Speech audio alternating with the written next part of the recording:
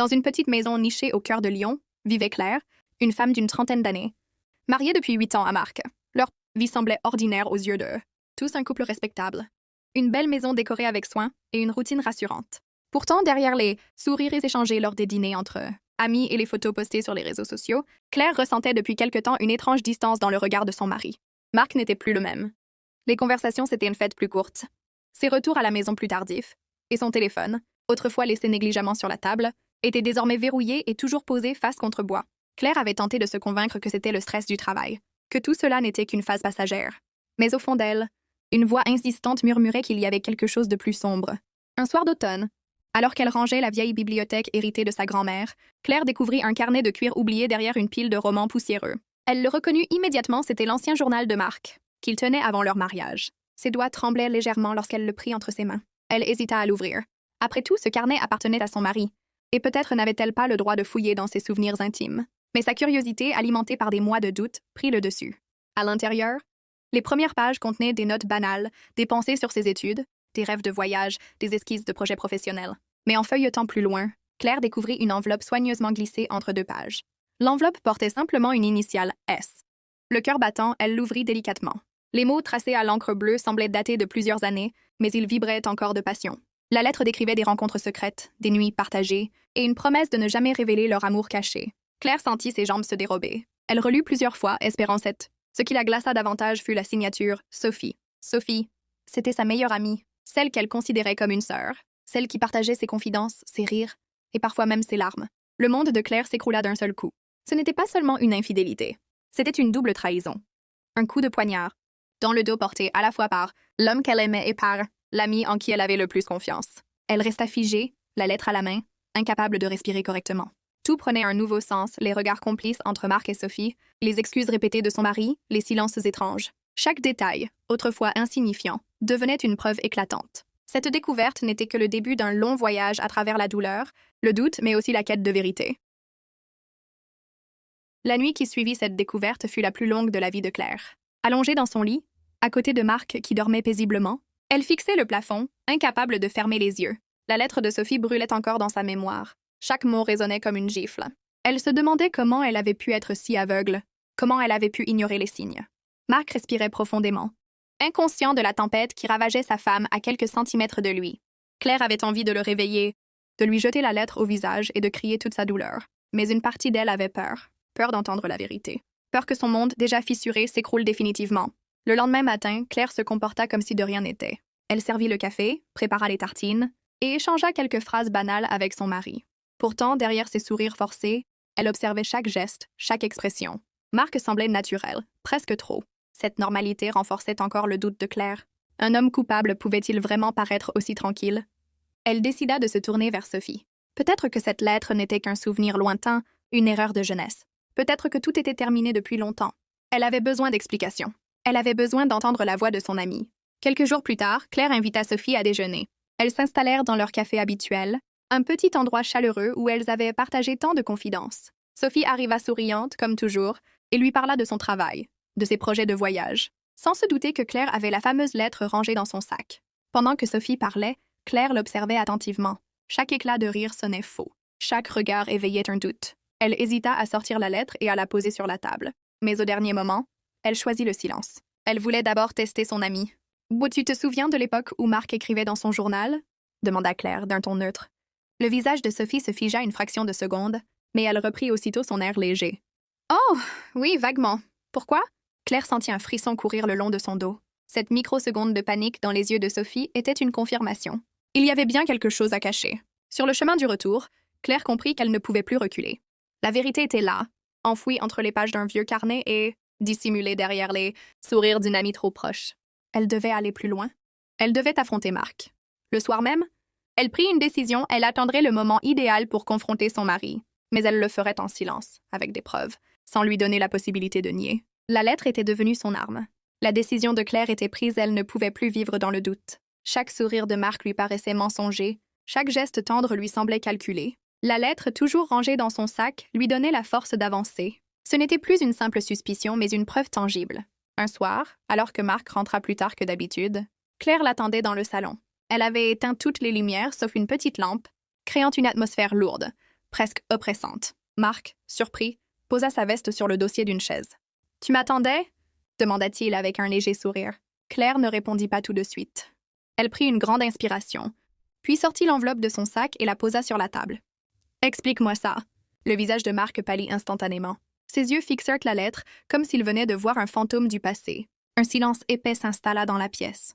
Claire sentait son cœur battre à tout rompre, mais sa voix resta ferme. « Moi qui est Sophie pour toi et ne me mens pas. » Marc resta immobile quelques secondes, puis s'assit, visiblement déstabilisé. Ses mains tremblaient légèrement. « Claire, je... » C'était il y a longtemps. « Avant que toi et moi... Avant notre mariage. Je ne voulais pas que tu l'apprennes de cette façon. » Claire le coupa net. « Ne joue pas avec moi, Marc. Cette lettre date de notre première année de mariage. J'ai vérifié les dates. Alors ne me dis pas que c'est ancien. Tu m'as trahi. Non seulement toi, mais aussi elle. » Les yeux de Marc se remplirent de larmes. Mais Claire ne vit en lui qu'un homme coupable, pris au piège. « J'étais perdue, je me sentais seule, » balbutia-t-il. « Garde seule alors que j'étais là, à tes côtés, » répliqua-t-elle avec colère. « Tu as choisi de partager tes nuits avec mon amie, avec ma sœur de cœur. Comment as-tu pu? » Marc essaya de se justifier, mais chaque mot sonnait faux. Plus il parlait, plus Claire sentait une rage sourde monter en elle. Ce n'était pas seulement la douleur de l'infidélité, c'était l'humiliation, le sentiment d'avoir été trompée par les deux personnes en qui elle avait placé toute sa confiance. Finalement, Claire se leva, ramassa la lettre et déclara d'une voix glaciale « Ce n'est que le début, Marc. Tu vas me dire toute la vérité. Chaque détail. Parce que moi, je n'ai pas l'intention de rester dans le rôle de la femme naïve que tu pensais tromper si facilement. » Marc baissa la tête, incapable de soutenir son regard. Le silence qui suivit résonna plus fort que n'importe quel cri. Marc resta silencieux de longues minutes, le visage caché entre ses mains. Claire attendait, immobile, le cœur battant, prête à encaisser une vérité qu'elle redoutait, mais qu'elle exigeait désormais. Finalement, il releva la tête, ses yeux rougis fixant timidement ceux de sa femme. « Oui, Claire. J'ai aimé Sophie. » Ces mots, simples mais brutaux, frappèrent Claire comme une tempête. Elle se sentit vaciller, mais se força à rester droite. « Depuis quand » demanda-t-elle d'une voix glaciale. Marc soupira, sa voix tremblante. « Au début, ce n'était qu'une amitié. Tu étais souvent occupée par ton travail et Sophie était là, toujours présente. Je me suis laissée aller. Ce n'était pas prévu, ce n'était pas... Réfléchis, mais c'est arrivé. » Claire serra la lettre entre ses doigts, au point d'en froisser le papier. « Ouais, combien de temps? 2 ans ?» avoua-t-il finalement. 2 ans. 2 années entières pendant lesquelles son mari avait mené une double vie, tandis qu'elle croyait à la stabilité et à l'amour. Le poids de cette révélation écrasa Claire. Tout ce qu'elle avait construit, tout ce en quoi elle croyait, s'effondrait. Marc poursuivit, comme pour se libérer d'un fardeau trop lourd. « J'ai essayé d'arrêter, mais chaque fois que je voyais Sophie, je retombais. Elle savait que c'était mal, moi aussi. Mais on n'a pas su résister. » Claire éclata d'un rire amer. « Résister. C'est le mot que tu choisis. Tu n'as pas résisté, tu as trahi. Toi et elle, vous m'avez volé 8 ans de ma vie. » Ses larmes coulèrent malgré elle, mais sa voix resta dure. Elle voyait Marc chercher ses mots, mais aucun n'avait plus de valeur. Chaque explication sonnait comme une excuse pathétique. « Riel, qu'a-t-elle dit, qu'a-t-elle promis ?» demanda Claire. « Et Sophie, elle disait qu'elle t'aimait comme une sœur, qu'elle ne voulait pas te faire de mal. Elle pensait qu'un jour, on trouverait le courage d'arrêter. Mais la vérité, c'est qu'on a été lâches. » Ces mots résonnèrent dans la tête de Claire. Lâche. Oui, il l'était. Mais elle ne voulait plus l'être. Elle se leva, rassemblant toute la force qui lui restait. « Caressez, Marc. Tu m'as détruite, mais tu ne m'anéantiras pas. Tu crois que je vais rester là? À t'écouter pleurer sur tes erreurs, non, c'est fini. » Marc tenta de la retenir, de lui prendre la main, mais elle recula. Dans ses yeux, il n'y avait plus de tendresse, seulement de la colère et une décision irrévocable. Ce soir-là, Claire quitta la pièce sans se retourner, laissant Marc seul avec sa honte.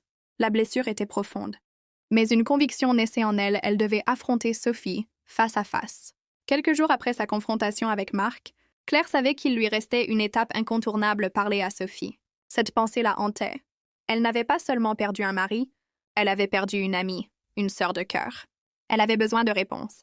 Même si ces réponses lui arracheraient le peu de paix qui lui restait. Elle envoya un message bref. « On doit parler. » Sophie accepta sans hésiter, comme si elle ne soupçonnait rien. Elles se retrouvèrent dans le même café où, autrefois, elles avaient partagé leurs plus grands secrets. Mais cette fois, l'atmosphère était glaciale. Claire entra déterminée. Sophie se leva pour l'accueillir avec un sourire maladroit, mais Claire resta distante. Elle posa la fameuse lettre sur la table, sans un mot. Le visage de Sophie se décomposa aussitôt. « Ça, Claire. Je peux tout expliquer. » Commença-t-elle, la voix tremblante. « Non, tu ne vas pas expliquer. Tu vas avouer. Tu vas me dire pourquoi. » Sophie baissa les yeux, incapable de soutenir le regard de son amie. « Je ne voulais pas que ça arrive. » Marc et moi, on s'est rapprochés sans s'en rendre compte. Je me disais que ce n'était qu'une erreur, que ça passerait. Mais plus on essayait d'arrêter, plus on se revoyait. Claire sentit son cœur se briser une nouvelle fois. Une erreur, 2 ans de mensonges, c'est une erreur pour toi.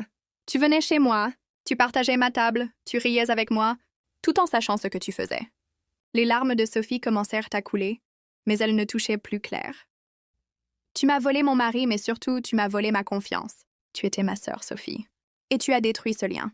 Un silence lourd s'installa. Sophie tenta de tendre la main, mais Claire recula, déterminée. Tu sais ce qui est le pire, ce n'est pas la trahison. C'est le fait que tu aies eu le courage de sourire devant moi, jour après jour, comme si rien ne s'était passé. Sophie éclata en sanglots, incapable de répondre.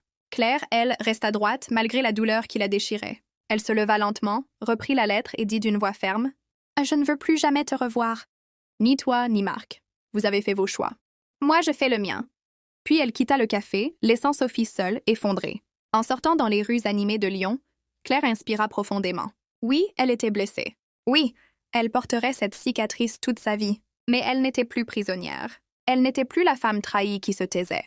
Elle était devenue plus forte, prête à reconstruire son avenir, loin des mensonges. Et à cet instant, pour la première fois depuis longtemps, Claire sentit naître en elle une étrange sensation, la liberté.